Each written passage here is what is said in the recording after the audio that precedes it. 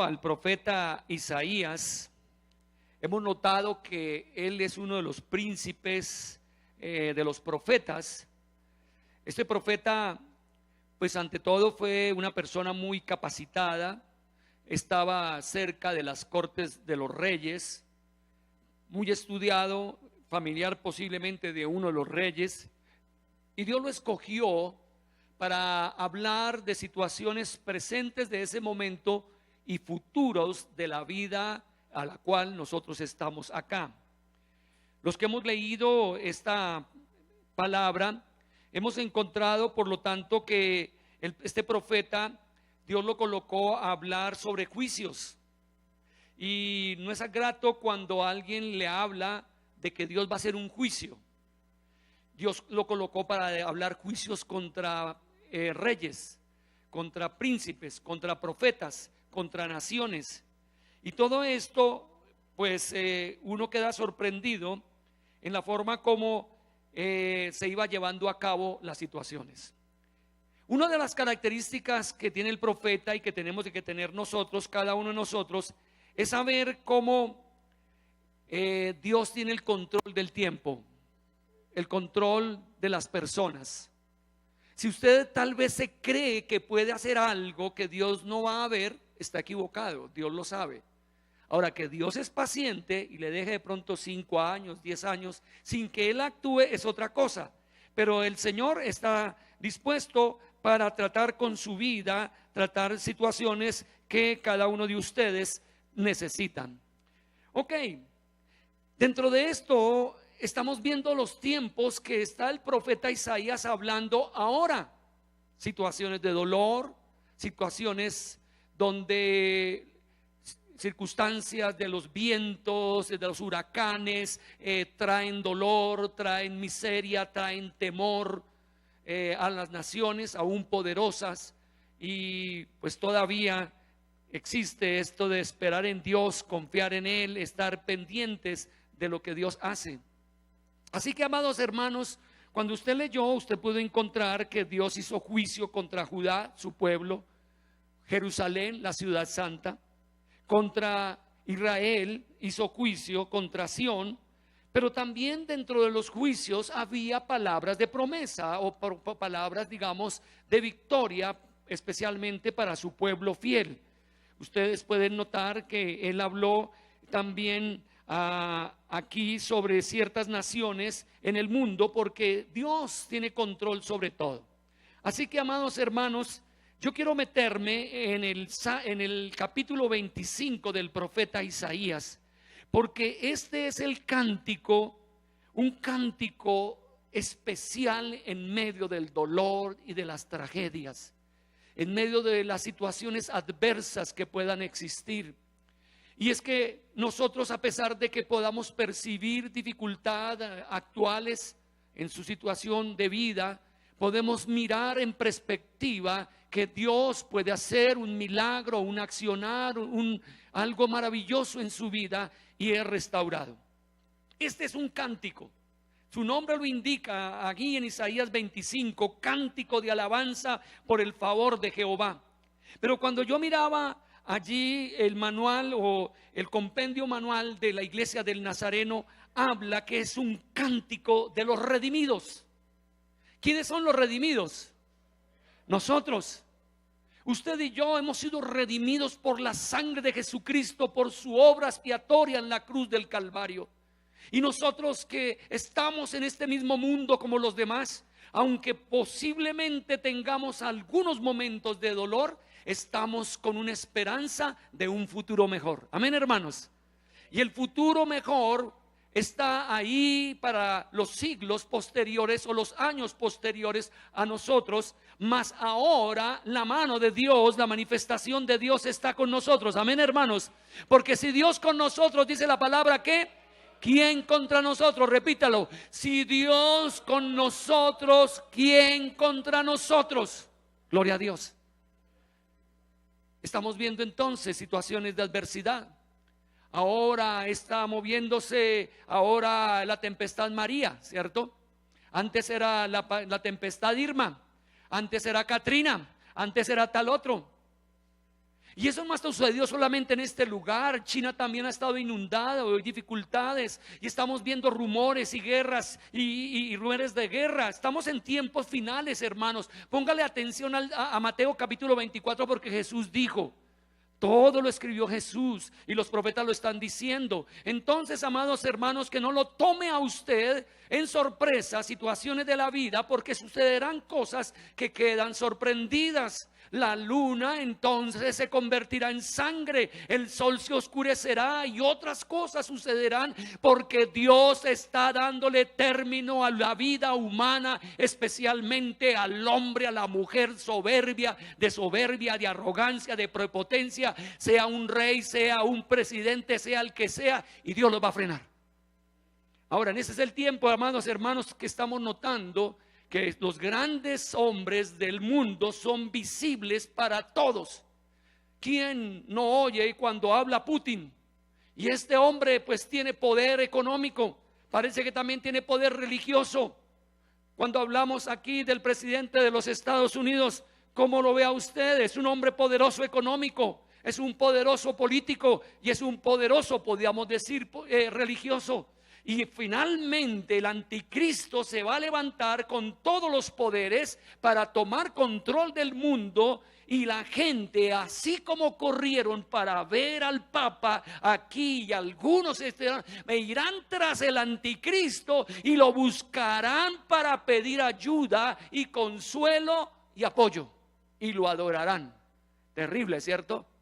Ahora, yo no estoy en contra de lo que pasó con el Papa. Esta es una persona pero así va a suceder, así correrá la gente con el anticristo, porque será poder económico, poder político y poder religioso, los tres poderes. Miremos entonces qué nos dice el cántico de alabanza por el favor de Jehová. Dice este capítulo 25, Jehová, tú eres mi Dios, te exaltaré, alabaré tu nombre porque has hecho maravillas. Tus consejos antiguos son verdad y firmeza, porque convertiste la ciudad en montón, la ciudad fortificada en ruina, en alcázar de los extraños, para que no sea ciudad ni nunca jamás sea reedificado. Por esto te dará gloria el pueblo fuerte, te temerá la ciudad de gente robustas, porque fuiste fortaleza al pobre, fortaleza al menesteroso en su aflicción, refugio contra el turbión, sombra contra el calor, porque el ímpetu de los violentos es como turbión contra el muro, como el calor en lugar seco. Así humillarás el orgullo de los extraños, y como calor debajo de nube harás marchitar el renuevo de los robustos. Y Jehová de los ejércitos hará en este monte a todos los pueblos banquete de manjares suculentos, banquete de vinos refinados, de gruesos tuétanos y de vinos purificados. Y destruirá en el monte la cubierta con que estaban cubiertos todos los pueblos, y el velo que envuelve a todas las naciones. Destruirás la muerte para siempre, y enjugará Jehová el Señor toda lágrima de todos los rostros, y quitará la afrenta de su pueblo de toda la tierra, porque Jehová lo ha dicho. Y se dirá en aquel día: he aquí, este es nuestro Dios, le hemos esperado y nos salvará. Este es Jehová a quien hemos esperado, nos gozaremos y nos alegraremos en su salvación. Porque la mano de Jehová reposará en este monte, pero Moab será hollado en su mismo sitio, como es hollada la paja en el muladar. Y extenderá su mano por en medio de él, como lo extiende el nadador para nadar, y abatirá su soberbia, la de Moab, y la destreza de sus manos, y abatirá la fortaleza de sus altos muros, la humillará y la echará a tierra hasta el polvo. Amén. Ese es el cántico, amados hermanos. ¿El cántico de quiénes? De los redimidos. Otra vez, ¿el cántico de quiénes? De los redimidos. Y una de las cosas que primero nosotros los redimidos le cantamos a Dios es la fidelidad que Él tiene para con nosotros. De que Él en medio de situaciones adversas nos redime, nos levanta, nos sana, nos liberta, nos libera. Esta es la canción que nosotros estamos exclamando en el día de hoy. Él nos guarda, Él ha dado un pacto, Él gloriosamente ha dado propósitos a nuestras vidas y nosotros hemos respondido a los propósitos de Él. Por eso podemos decir: Jehová, tú eres mi Dios, te alabaré y exaltaré tu nombre, ¿cierto? Este es mi Dios. Y nosotros tenemos que ver, amado Dios, maravillas ahora. Vamos a ver maravillas de Dios en el futuro. Y para algunos teólogos dicen que este es un capítulo que habla del milenio, que es el versículo o los capítulos donde habla después de la gran tribulación. Podríamos decir que 24 para atrás, capítulo 24, habla de dolor, habla de muerte, habla de la situación de esa tribulación terrible que vendrá a la tierra por causa de la rebelión del hombre y del juicio contra ese hombre anticristo y todo esto. Pero que aquí es el cántico de los que nosotros estamos viendo. El arrebatamiento que Dios nos da a nosotros, los redimidos, para estar con Él y volver a la tierra para gobernar. ¿Cuánto tiempo gobernará Jesús en la tierra? 1000 años. Y si algún rey ha gobernado 100 años, el Señor le hará 10 veces más de lo que pudo haber hecho algún rey en la tierra. 1000 años gobernará Jesús en la tierra. ¿Y con quién gobernará? Con nosotros. Con nosotros. Por eso nos preparamos nosotros para tener una vida santa, una vida justa, una vida buena, una vida digna para gobernar. Amén, hermanos. En el día de hoy quiero decirles entonces que esto es la esperanza de un cristiano. Por eso hoy al grupo de alabanza le decía: hoy debemos de cantar con fervor, porque el mensaje tiene que ver de eso, de alegría y de gozo. Yo soy el llamado para exaltar el nombre de Dios. Yo soy el llamado para hablar de maravillas de Dios. Yo soy el llamado de hablar de que los consejos de Dios desde el Antiguo Testamento hasta el Nuevo están totalmente planificados. Amén, hermanos. La gente tiene que oírte. Y por eso vamos a otras tierras. Yo no conocía Montería, pero Dios me permitió conocerla y conocer familiares, especialmente de Erika. Fuimos a varias casas y ellos nos miran y esperan qué sale de nuestra boca, qué convicción tenemos en lo que hablamos. Yo sé que en la primera reunión que tuvimos tocó al padre de Erika y a la mamá, doña María, la tocó, porque hablábamos: necesitas nacer de nuevo, no puedes quedar así, necesitas nacer de nuevo. Necesitas un cambio, necesitas un toque de lo alto, necesitas algo que viene de arriba y te toca a ti y te transforma. Eso hablamos los redimidos. Y tocamos a los enfermos y ministramos a los enfermos y ellos sanarán. Amén, hermanos. Y daremos palabra de sabiduría y palabra de ciencia y entenderán mientras viene Cristo. Y aunque el enemigo Satanás está revolcándose y zarandeando aún a la propia iglesia, esta iglesia ha sido zarandeada este año, hermanos. Han caído dudas en las personas para no corresponder a los propósitos de esta iglesia. Han quedado situaciones de confusión. Y tú tienes que tener mucho cuidado. Satanás está como león rugiente buscando devorar a la propia iglesia. Y la está devorando. La está dejando en debilidad. La debilidad de la iglesia es aceptar lo que el mundo está diciendo. El mundo está diciendo que usted debe vivir para sí mismo. Pero la Biblia dice que no es así. ¿Para quién debemos de vivir? Para Dios y para el prójimo. Amén, hermanos. Amar a Dios sobre todas las cosas. ¿Y amar a qué? Al prójimo como a sí mismo. Cuando tú tienes egocentrismo, egoísmo, cuando usted busca el placer por el placer y crees que es cristiano, serás arrojado de la casa de Dios o serás quitado para la gloria de Dios. Mucho cuidado, hermanos. Una sociedad donde el enemigo sutilmente te haya dañado tu corazón. Aquí hay gente que el Señor le ha dañado el corazón a no dar a la casa de Dios. No pueden colocar a la casa de Dios ni los diezmos. ¿Cómo va a poder dar primicias? ¿Cómo va a poder dar pactos? ¿Cómo puede dar votos a Dios ¿Sabe qué le ha dicho Satanás? Que usted no alcanza y ni alcanza para usted. Y por eso, hermanos queridos, no podemos viajar a otro lugar, no podemos ir a predicar a otro lugar. El Señor me ha demandado, y a pesar de que en estos días nuestros diezmos son los más bajos en toda la época de la iglesia de la aquí comunidad nazarena, el Señor me dijo: construya allá ese templo, hazlo, vaya a Montería. No digas que no vas a poder, tú puedes. Esa es la palabra de los cristianos. Todo lo puedo, ¿qué, hermanos? Todo lo puedo. En el nombre de Jesús se pueden hacer cosas grandes para su gloria. Amén, hermanos. Y aunque se cierren algunos hermanos en dar a la iglesia, Dios abrirá de otra forma. Dios proveerá, porque Él es el dueño de su casa. Amén, hermanos. Él es el dueño de esta casa. Y maravillas se verán, y gloria se verá, porque vivimos en ella. Mire, hermanos, lo que pasa en el versículo 2.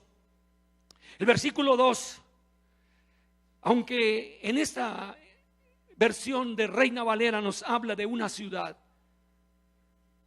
en otras versiones hablan de las ciudades poderosas. Dice el Señor acá que Él tomará las ciudades grandiosas, las ciudades populosas, las ciudades fuertes, las va a convertir en montón. Las ciudades fortificadas las va a volver en ruina. Y entonces el alcázar de los extraños, para que no sea ciudad ni nunca más sea reedificada. El poder de Dios, las alturas se tornan en montones, los baluartes se convierten en ruinas y los palacios de los extranjeros en montones permanentes. La ciudad opresora finalmente será transformada. ¿Dónde está el orgullo en la vida de los humanos? En las ciudades. Las ciudades son el orgullo del ser humano. Y Dios va a castigar las ciudades. Aunque Volvo dice aquí, dice que porque convertiste la ciudad en montón. Algunos dicen que esta ciudad posiblemente es Roma, porque para algunos allí será colocado el anticristo. Después irá a Jerusalén, pero algunos consideran esto, cada cual en su situación de análisis de la palabra.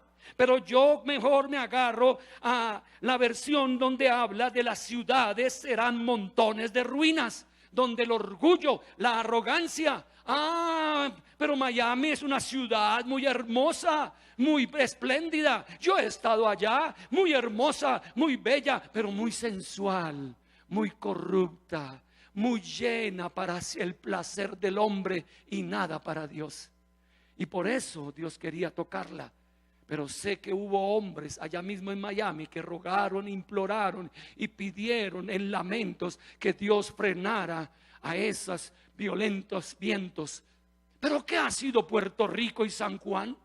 ¿No ha sido un país donde ha querido tener dependencia y ha perdido su propia identidad de país para ser manipulado por Estados Unidos y digamos apoyado aparentemente? Pero ¿de dónde surgen ciertos tipos de pecados si no es de Puerto Rico? Y muchos nos tocan a nosotros con su música, y muchos nos tocan con sus sensualismos. Por eso el Señor está diciendo: el Señor convertirá en ruina las ciudades, y lo que para el hombre era orgullo no quedará en nada. Y México fue estremecido, la Ciudad de México, y allí quedaron temblando, y allí quedaron sorprendidos. Amados hermanos, ahora los enemigos de Dios deben honrarle y temerle, dice el versículo 3. Por eso nosotros podemos decir esto, porque por esto te dará gloria el pueblo fuerte, te temerá la ciudad de gente robustas. Quiere decir, amados hermanos, que aún los que son fuertes de esta sociedad, de este mundo, van a tener miedo y respeto a la presencia de Dios. Como dicen, se van a quitar el sombrero. Van a tener que reconocer honra al que merece la honra. Gloria al que tiene la gloria, a Jesús nuestro Señor. Así esto, pueblo fuerte, situaciones de gente robusta que pueden tener armas, poder económico, no tendrán capacidad para mantenerse en ello. Ahora, mire lo que dice la palabra del Señor sobre la gente necesitada. aquella que teniendo necesidad busca a Dios, aquel pobre pero que es de Dios lo busca, y dice: porque fuiste fortaleza ¿a quién? Al pobre, fortaleza al menesteroso en su aflicción, refugio contra el turbión, sombra contra el calor, porque el ímpetu de los violentos es como turbión contra el muro. Aquí está la grandeza del Señor. Nos está diciendo la palabra del Señor que Él es defensor del que busca refugio en Él. Y amados hermanos, no tenemos que tener temor si llegan para nosotros personas necesitadas, personas en hambre, personas que no tienen trabajo, porque sabemos que están en el lugar apropiado, porque Dios proveerá, porque Dios obrará, porque Dios hará grandes cosas. Llámese como se llame. Si Dios nos ha colocado ahora a nuestros hermanos venezolanos, acerquémonos, aceptémoslos, acerquémonos a ellos, bendigámoslos y vamos a ver la gloria de Dios sobre ellos. Y Dios los va a fortalecer en la aflicción, y Dios les va a dar el calor y los va a levantar. Y aunque el violento se levante contra ellos, no habrá para ellos dolor, porque se agarraron al Todopoderoso. Amén, hermanos. Así cantamos nosotros. Dios es grande, ¿cierto? Fuerte, fuerte, fuerte es nuestro Dios. Fuerte es nuestro Dios.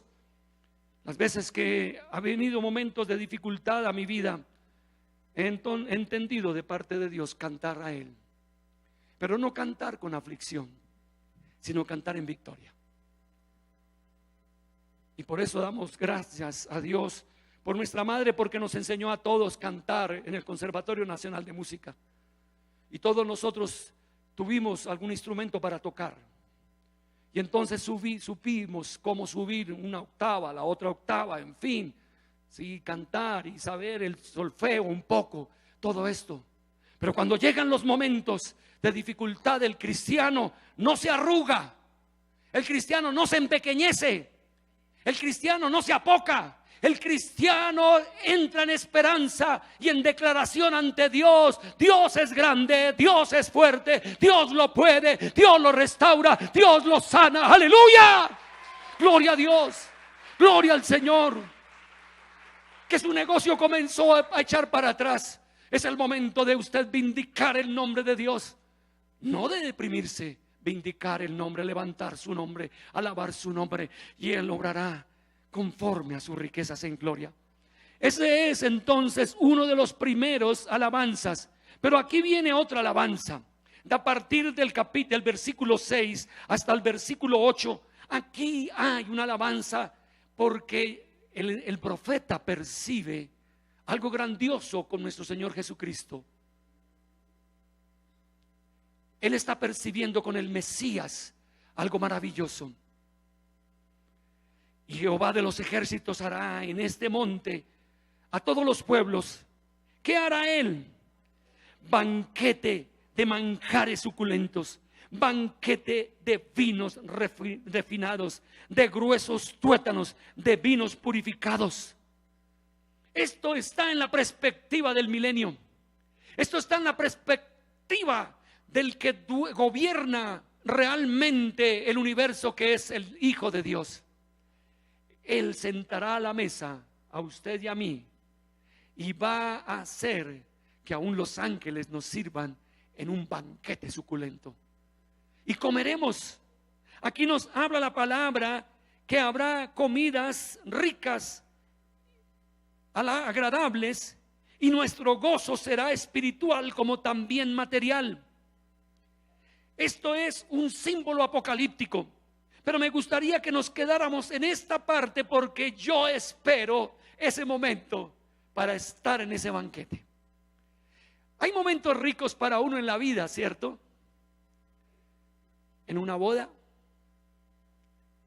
tal vez en un grado con una persona, en una comida de final de año con los familiares. Uno espera ese momento, uno anhela ese momento, pero usted anhele el banquete que tendrá con los redimidos del Señor cuando venga Jesucristo nuestro Señor. Porque aquí está escrito, aquí nos dice que en ese monte, en los pueblos, Dios hará a todos los pueblos banquete de manjares, a todos los pueblos. a los que han salido de todos los pueblos, a los que han salido, los que son redimidos, los que no han permitido la marca del anticristo, los que no viven bajo la sombra de Satanás, a los que no viven bajo sus propias fuerzas, sino el poder de Dios, de la fuerza divina, de la gloria de Dios. Ellos serán invitados. Miremos por ejemplo el Salmo 36 versículo 8. ¿Qué nos dice la palabra del Señor sobre esto? Salmo 36, 8 dice: será completamente saciados de la grosura de su casa, y tú los abrevarás del torrente de tus delicias. Oh, qué hermoso, qué rico. ¿Te acuerdas de una buena comida que hayas tenido? ¿De un agradable banquete que hayas tenido? Yo me recuerdo de muchos momentos. Recuerdo cuando estuvimos en Europa con Lili y estábamos de país en país, y lo primero que hacían era llevarnos a un hotel y ofrecernos un gran comida, un gran banquete. Y en varios lugares nos agradó la comida, agradable, la música que lo colocaban de ese lugar, y nos gozábamos. Pero yo sé que será mejor el banquete que tendremos en la arriba con el Señor cuando estemos en ese milenio. Banquetes de manjares tendremos. Y es una promesa del Señor también en el Salmo 63 versículo 5. A los que le gusta comer bien y rico, aquí está. Yo sé que a mi esposa se va a agradar muchísimo, y allí no va a tener que decir si tiene sal o no tiene sal, si es de sabor o otro. El Señor le colocará el gusto a su propio paladar. Esa es la palabra que el Señor está diciendo en el día de hoy. Ahora, el versículo creo que no es el que estoy mirando acá, del versículo capítulo 63, 5, dice: como de meollo y de grosura será saciada mi alma, y con labios de júbilo te alabará mi boca. Amén. Mateo 8:11, porque es de hablar de ese banquete tan hermoso con nuestro Dios. En muchos pasajes lo tenemos escrito acá. Mateo capítulo 8 versículo 11. Y dice la palabra del Señor: yo os digo que vendrán muchos del oriente, lo dice Jesús, el Hijo de Dios, y del occidente, y se sentarán con Abraham e Isaac y Jacob en el reino de los cielos. Se sentarán para ese banquete.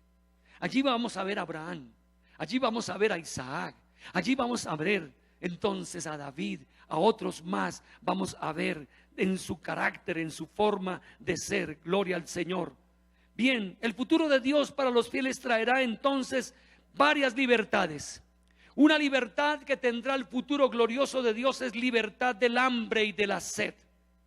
Eso es lo que el Señor quiere decirle por este profeta. Usted tendrá libertad ya de hambre y de sed. Todo el alimento que usted necesita será colocado en la mesa por parte de nuestro Dios Todopoderoso, y tendrá gusto y alegría sobre esto, porque serán manjares suculentos, ¿sí? Carne incluso de tuétanos, hablando que es una carne como gordita, de exquisitez del banquete oriental.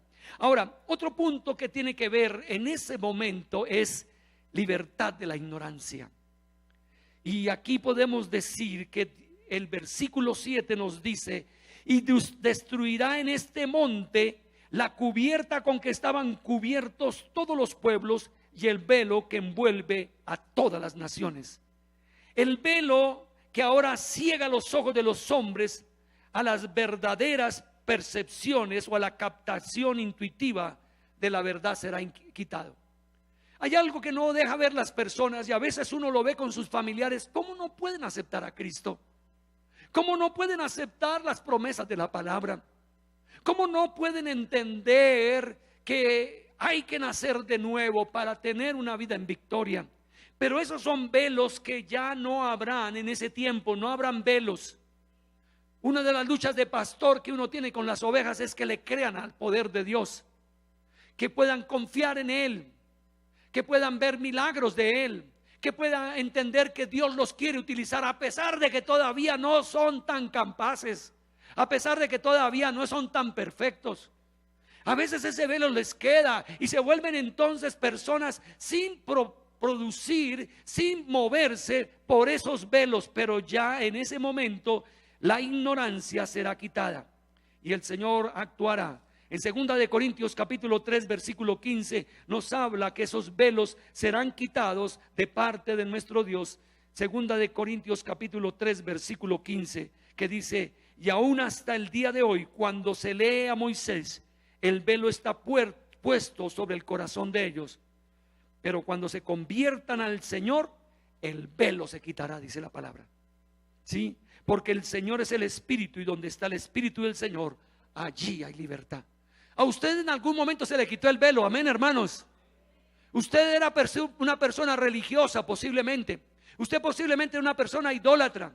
Estaba dependiendo mucho de las imágenes, estaba dependiendo no sé de qué situaciones, pero no tenía una vivencia total con Dios, y el velo se le quita y usted comienza a vivir en una trascendencia increíble y que es del Espíritu Santo sobre su vida. El velo es quitado.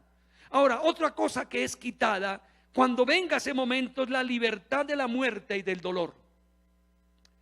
En estos días hemos hablado de la muerte de personas. Para mí fue sorpresa la muerte de mi tío, un hombre que era 10 años mayor que yo, pero con el vigor igual o mejor que yo.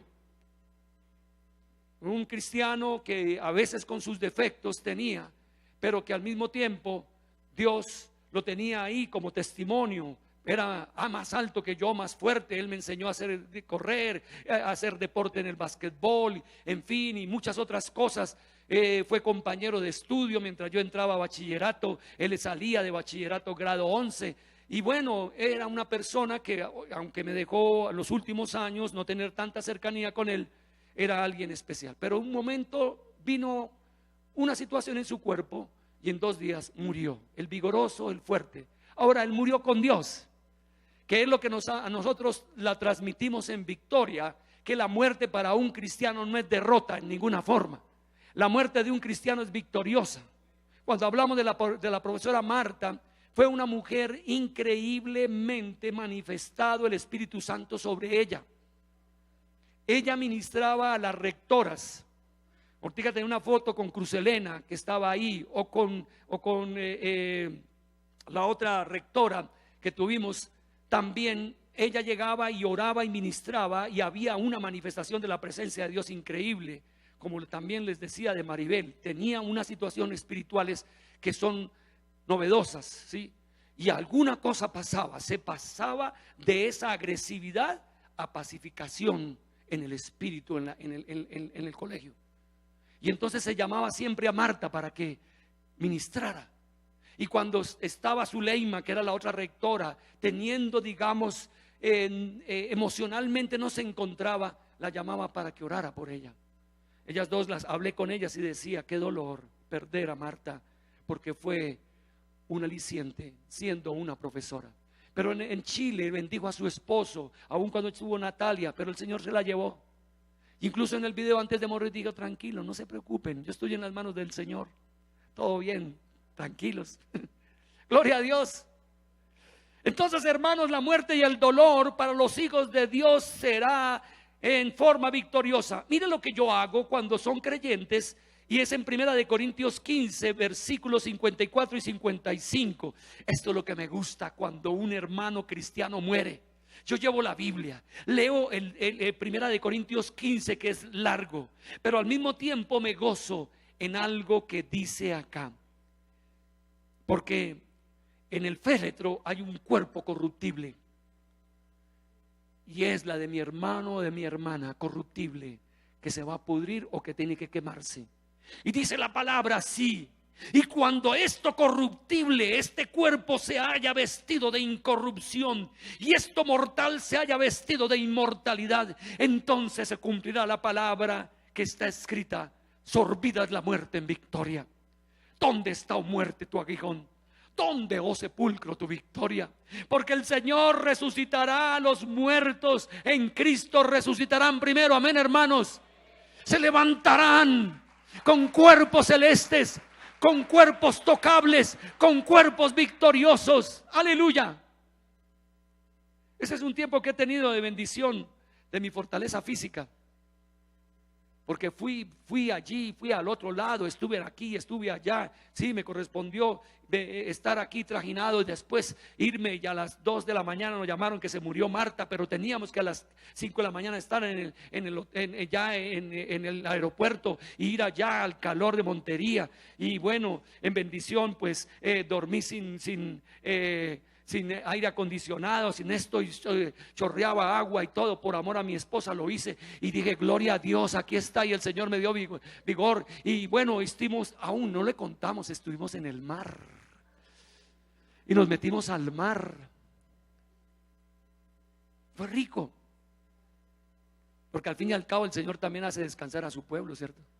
Y cuando llegué acá al día siguiente, ir a Ibagué a las 5 de la mañana, porque allá estaban haciendo esto, y volver acá, y uno siente, hay algo que está pasando en el cuerpo, algo, es el poder del Espíritu de Dios que lo sustenta.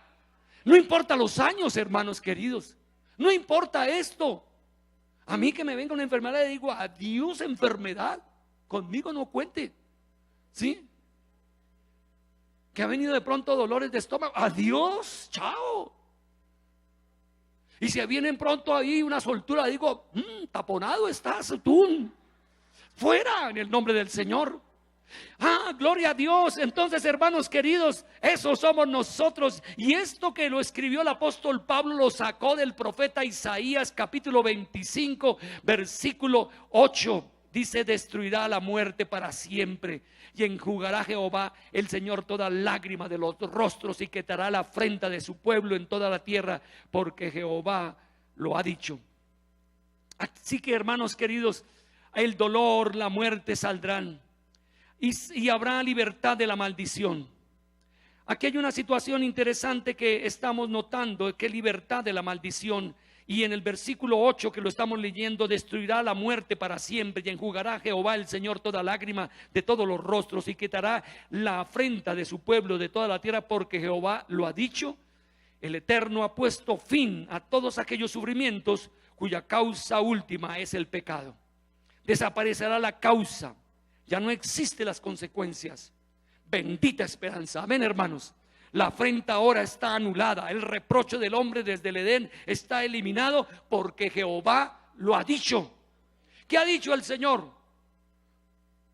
Que ya no conoce nuestros pecados, que Él ya no se acuerda de nuestras rebeliones, que Él ya no se acuerda de nuestras groserías, de nuestras equivocaciones. Allí nosotros ha sido quitada toda afrenta, toda cosa ha sido quitada. El último cántico es el cántico de la vindicación de la fe.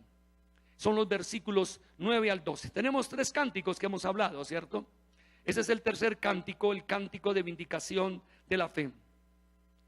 Y uno de ellos es la afirmación de la recompensa de la fe.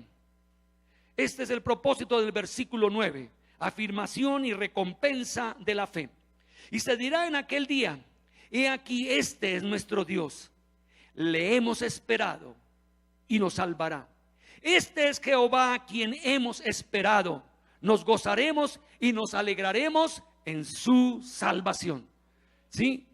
Esa es entonces lo que estamos diciendo acá, que la salvación anticipada es ahora realizada. El Dios eterno y viviente no es una ilusión. El hebreo dice: Él es nuestro propio Dios. Ahora es. Se dirá entonces que si hemos esperado, es para salvación. Amén, hermanos. Yo estoy esperando eso. En Jehová hemos esperado y nos gozaremos y nos alegraremos en su salvación. Allá ya no estaremos esperando el futuro, ya estamos en el presente continuo, en un presente que ya no termina, alabando, glorificando, honrando al Señor. Ese es un cántico de vindicación. Usted aquí vive de promesa, usted vive de la fe. Usted cree ya en la obra que Dios ha hecho en su vida, en su cuerpo, que el Señor le ha perdonado sus pecados, que usted es nueva criatura, que su nombre está escrito en el libro de la vida. Pero cuando esté allá, ahí está ya el sello. Ya no tiene que tener esperanza, porque ya termina la esperanza, porque ya es un hecho real. Amén, hermanos. Ese es el canto de vindicación. Nosotros estaremos alegres, allí estaremos esperando a ese Señor tan poderoso, nuestro Salvador Jesucristo.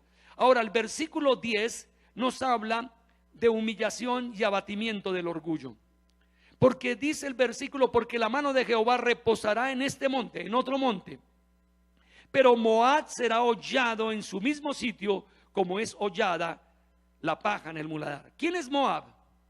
Esta fue una nación que surgió en algo insólito, como fue la relación sexual entre papá e hija, ¿cierto? Entonces Lot y una hija tuvieron relaciones y salió ese pueblo. Este fue un pueblo que estuvo protegido por Israel. Este fue un pueblo que se volvió fuerte. Este es un pueblo que engañó al pueblo de Israel. Este es un pueblo que se creía capaz de la habilidad en su engaño. Y lo doloroso fue que Dios colocó a Israel para proteger a esta gente. Entonces ellos estaban cerca del pueblo de Israel y sabían que cuando había necesidad, por mandato de Dios, Él los protegía.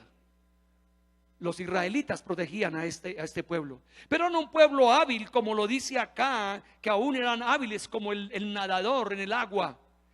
Y su situación entonces aquí nos está hablando que el Señor va a quitarlos de la relación entre Israel, que es su pueblo, y a Moab. La Biblia dice algo muy importante para que usted lo tenga en cuenta, que en el reino de Dios hay trigo y hay que también cizaña. Que hay peces que buenos y hay peces malos, ¿verdad? Aquí dentro de cualquier iglesia hay trigo y hay cizaña. Y el Señor le dijeron sus discípulos: ¿por qué no cortamos la cizaña? Y el Señor dijo: no la pueden hacer porque juntamente cortarán también el trigo. Deje que crezcan, que en esta cosecha el Señor apartará, ¿sí?, a los cabritos de las ovejas, al trigo de la cizaña, al pez bueno y al pez malo. Aquí el profeta está mirando eso y está mirando entonces que Dios abatirá la soberbia y la destreza de Moab. ¿Cómo serán que algunos no entrarán al gobierno de Dios? Pues triste para ellos, ¿cierto? Que estando en una iglesia local como esta, en este tiempo de la gloria del Señor, no entran. ¿Y quiénes no van a entrar? Bueno, no entran los apocados, ¿sí? No entran los que se pegaron al mundo en su sensualismo. No entran los que no cumplieron el propósito de Dios, ¿sí? No entran los que dejaron que el mundo los avasallara con sus ideas y sus planteamientos. Yo a veces me sorprende con los jóvenes y digo: tienen que hacer batalla. Si los jóvenes no hacen batalla, se los come este mundo, esta sociedad, con su ideología, con su actitud pragmática de la vida, con su tranquilidad. Nosotros los colombianos hemos levantado una generación más lenta, menos conquistadora, menos campeona que aún que nosotros en la generación en que estamos. ¿Eso quién es el causante? La misma sociedad. Tal vez error del padre no enseñar a su hijo, a su hija a ser valiente, conquistadora, ganadora, que va hacia adelante. Los muchachos ahora ven las sombras de las dificultades, ven la problemática, y en vez de fortalecerse en Dios y conquistarlo, se quedan quietos, durmiendo, cuando debían ser los guerreros. Amados hermanos, aquí está, dice que el Señor tomará a Moab y será hollado en su mismo sitio, como es hollada la paja en el muladar, y extenderá su mano por medio de él como lo extiende el nadador para nadar, y abatirá su soberbia y la destreza de sus manos, y abatirá la fortaleza de sus altos muros, y la humillará y la echará a tierra hasta el polvo, porque va a dejar un pueblo puro, no un pueblo que todavía está ahí injertado entre trigo y cizaña, que está injertado entre peces buenos y peces malos, que está injertado entre ovejas y cabritos. ¿Cómo le parece el cántico? Hermoso, ¿cierto? Póngase en pie. Y hoy vamos a declarar al Señor que Él es fuerte y Él es grande, que Él es maravilloso. Mientras Él va tomando las acciones para el final del tiempo en sus profecías.